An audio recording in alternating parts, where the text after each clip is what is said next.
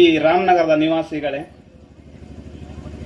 ನನಗೆ ತುಂಬ ಖುಷಿಯಾಗೋದು ಒಂದು ವಿಚಾರ ಅಂದರೆ, ಈ ಕಾರ್ಯಕ್ರಮ ಈ ಭಾಗದಲ್ಲಿ ಇದೆ ಪ್ರಥಮವಾಗಿ ನಡೀತಾ ಇರುವಂಥದ್ದು.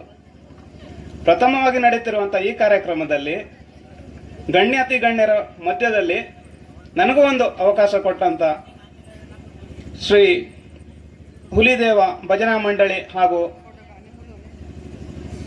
ಇಲ್ಲಿಯ ಕಮಿಟಿ ಸದಸ್ಯರಿಗೆ ನನ್ನ ಮುಂದೂ ಸಹ ಆಗಬೇಕು. ಯಾಕಂದರೆ ಸಂಘಟನೆ ಆದಮೇಲೆ ಒಂದು ಕ್ಷೇತ್ರದ ಅಭಿವೃದ್ಧಿ ಗಣ್ಯಾತಿ ಗಣ್ಯರಲ್ಲಿ, ಜೊತೆಗೆ ಈ ಭಾಗದಲ್ಲಿ ಹೆಚ್ಚಿನದಾಗಿ ಅತಿಕ್ರಮಣದಾರರೇ ವಾಸವಾಗಿದ್ದಾರೆ.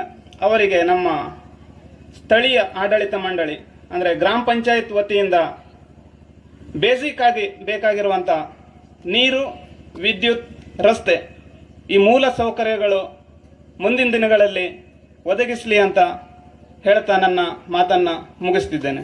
ಶ್ರೀಯುತರಿಗೆ ಧನ್ಯವಾದವನ್ನು ಅರ್ಪಿಸ್ತಾ ಇದ್ದೇವೆ. ಇವತ್ತಿನ ಕಾರ್ಯಕ್ರಮದ ಅಧ್ಯಕ್ಷತೆಯ ಜವಾಬ್ದಾರಿಯನ್ನ ವಹಿಸಿರುವಂತ